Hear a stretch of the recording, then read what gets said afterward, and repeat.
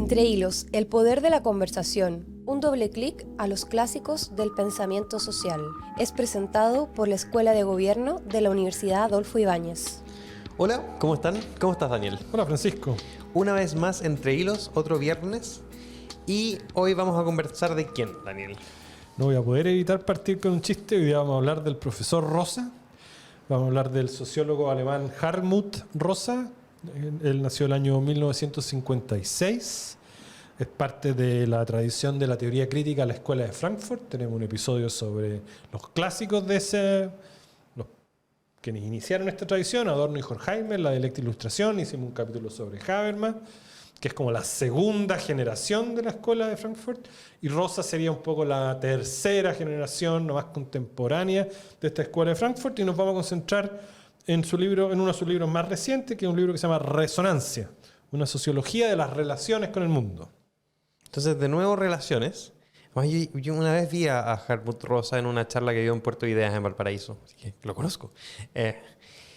Pero antes de adentrarnos en su teoría de resonancias, en esta sociología de las relaciones, me gustaría, si pudieras brevemente explicar o reexplicar qué es la teoría crítica, para quienes como yo se nos olvidó.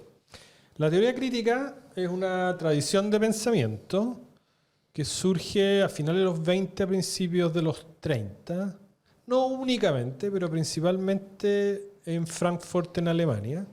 Y es un grupo de pensadores, en su mayoría judíos, que buscan complementar, ¿sí?, el marxismo de la época, que era altamente politizado, ¿sí?, con investigación social, con lo que en esa época eran los métodos de investigación de punta. Investigación cuantitativa, psicoanálisis, inicios de investigación cualitativa.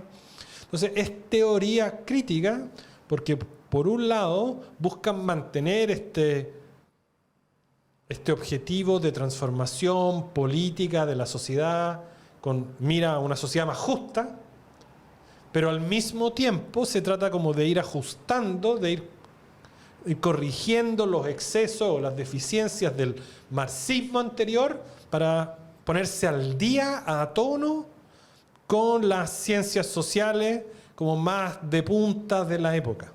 Y eso generó toda una escuela de pensamiento con los autores Adorno, Horkheimer, Habermas, quien fue el director de la tesis de doctorado de Rosa, Axel Honneth, y yo creo que Hartmut Rosa es como la generación más reciente de esta tradición.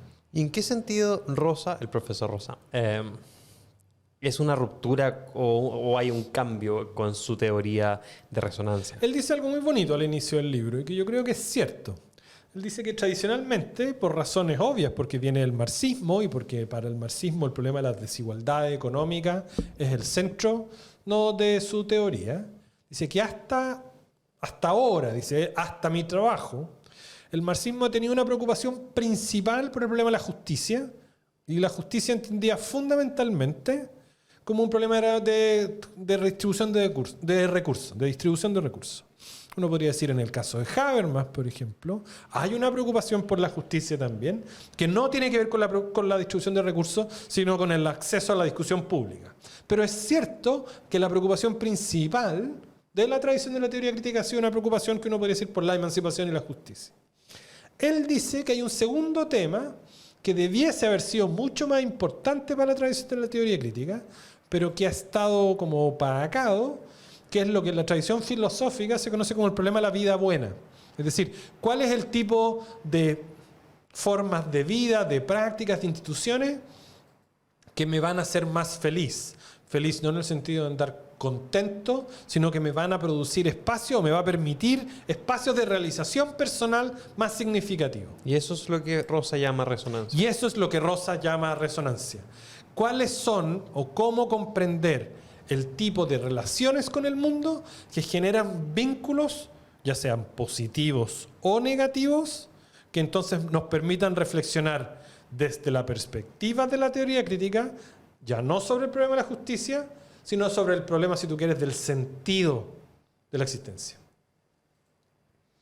¿Y qué tan realista es Rosa en reconocer que no solo uno establece relaciones buenas, sino también relaciones que pueden no ser tan buenas? Digamos, uno resuena negativa y positivamente una de las características de los trabajos de Rosa, que yo creo que es una de sus grandes virtudes, en general sus libros son libros largos, son libros gordos, no son libros especialmente fáciles de leer, porque él permanentemente está usando argumentos teóricos súper abstractos e investigación empírica súper concreta, y los trata de juntar. Eso yo creo que es súper atractivo, es súper difícil de hacer, a rato hace que la lectura no sea muy fácil. Pero el punto que está haciendo, yo creo, son dos y son bien significativos. El primero es que no vivimos en sociedades donde haya un único espacio o una única forma de relacionarse con el mundo que genere resonancia o ausencia de resonancia. Para decirlo más claramente, no vivimos en sociedades donde la única forma de establecer relaciones con el mundo sea a través de la religión o a través de la política.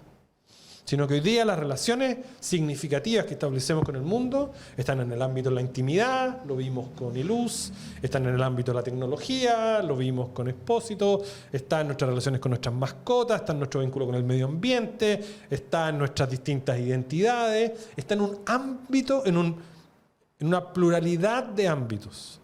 Tradicionalmente uno habría ligado esta pregunta por la resonancia en términos de la vida buena a la religión o a la política. Entonces él ve muy claramente que eso ya no es así, sino que estos son espacios múltiples. Y la contracara de eso, que va también en el sentido de lo que tú decías, es que hay también múltiples espacios de altísima frustración. Y múltiples espacios que, muy lejos de generar relaciones de resonancia, uno diría generan relaciones de alienación, donde en vez de encontrarme conmigo mismo o sentirme realizado, siento que me estoy perdiendo, que estoy frustrado, que se me están restringiendo mis capacidades, que me están opacando, apagando, achatando. Entonces, ¿cuáles serían esos espacios? Uno diría el tipo de los espacios laborales donde no hay dimensión creativa, sometidos a reglas muy estrictas, espacios familiares, nuevamente, de espacios de autoridad, con espacios de autoridad todavía muy tradicional, que serían entonces aquellos vínculos, o cuando uno siente que hay una preocupación muy genuina que uno tiene, por ejemplo, por el medio ambiente, pero que la sociedad sigue funcionando contra esos valores. Y en ese choque, entonces se generan estos espacios de alienación. Me gustó el adjetivo que usaste cuando partiste hablando de Hartmut Rosa y el libro Resonancia, que habla de algo bonito, ¿no? Quizás en esta búsqueda por buscar espacios donde resonar en un mundo que es altamente alienante, en mi humilde opinión. Y tengo la sensación de que de los pensadores y las pensadoras que hemos revisado en esta temporada, esta temporada, hay una creciente búsqueda de explicar el mundo desde una mayor cantidad de factores, mirando con mayor apertura. ¿Cómo mira a la persona Hartmut Rosa? ¿Qué entiende del individuo, ¿no? De nosotros? Yo creo que tienes toda la razón. Yo creo que una característica de la tradición sociológica más virtuosa, que es la que hemos estado tratando de comentar en estos episodios, es justamente comprender la complejidad que tiene la vida social, que no es solamente ganarse la vida, que no es solamente política, que ya no es la religión, que no es solo la vida privada, sino que es justamente estas mezclas, estos espacios, estos intersticios, ¿no? Estos vínculos, estos espacios híbridos. Rosa dice, y esto no es un argumento original, lo encontramos, por ejemplo, en Margaret Archer, que usamos sobre el que hablamos uno de sus libros, dice hay tres grandes espacios donde los individuos establecemos relaciones de resonancia. El primero es el espacio de la vida orgánica, el espacio del vínculo con el cuerpo. Todo el mundo, a los maratonistas, a la gente que le gusta correr maratones, que le gusta hacer deporte, ¿sí? Que en el vínculo con el cuerpo, ¿sí? Establecen, ¿sí? A quienes les gusta la meditación, ¿sí? Que hacen que su espacio de resonancia principal con el mundo sea a través del cuerpo, ¿sí? Dice, hay un segundo espacio que es el espacio de la vida psíquica, ¿sí? El espacio de las ideas, el espacio de la contemplación. Yo soy artista, me gusta pintar, me gusta la música, ¿sí? Ahí también hay una dimensión corporal, pero que está como procesada por mi identidad. Y en el tercer lugar, en el vínculo con otros, en los espacios sociales. aquellos que, no, para quienes sus relaciones de amistad son muy importantes, sus vínculos políticos, sus vínculos sociales, ¿sí? Sus espacios culturales, ¿no? Que se juntan los, no vamos a seguir con los ejemplos del ajedrez de episodios anteriores, no, los que se juntan a jugar ajedrez o se juntan a escuchar un determinado tipo de música, ¿sí?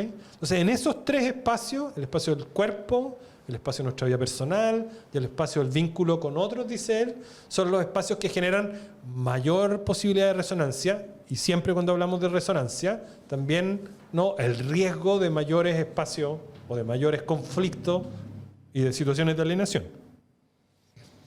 ¿Qué es lo que está mirando Hartmut Rosa cuando se le ocurre esta idea? Te lo trato de preguntar de cada pensador un poco para entender desde dónde viene, qué preguntas se está haciendo.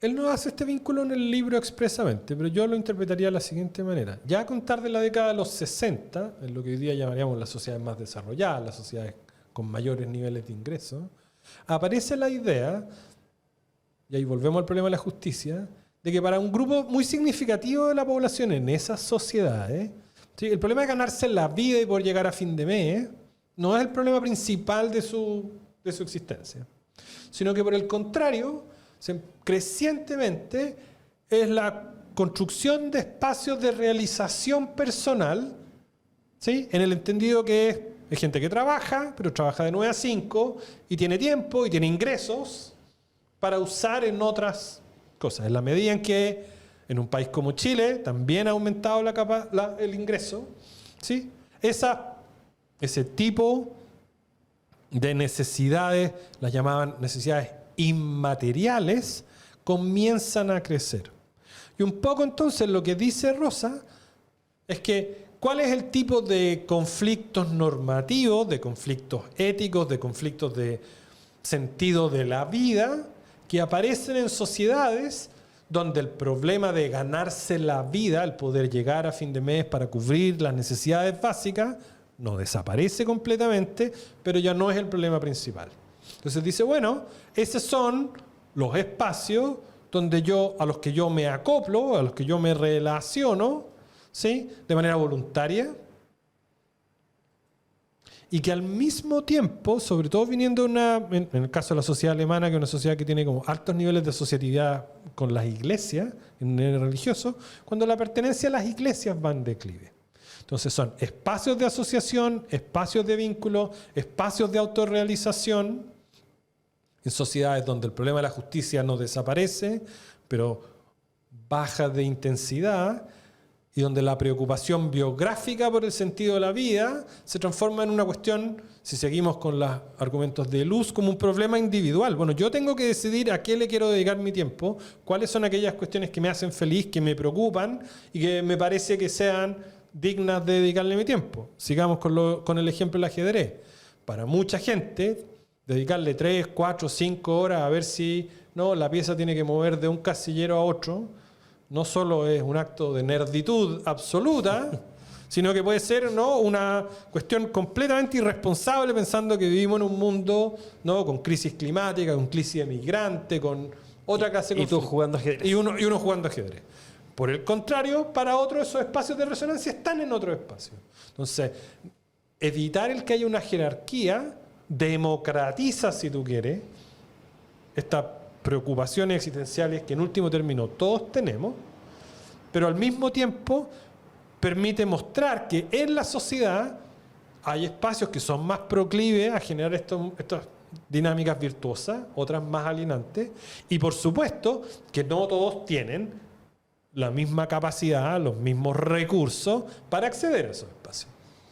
Me gustaría, por un momento, a propósito de recursos para acceder a espacios, agradecer a la Escuela de Gobierno de la Universidad Adolfo Ibáñez por permitir esta temporada de Entre Hilos, por permitirnos conversar sobre estos 8 autores y autoras, y por poder acercar un poquito estos libros que a veces se ven medios complicados o un poco cabezones a quienes no necesariamente estudiaron sociología como tú, que es mi caso, por ejemplo.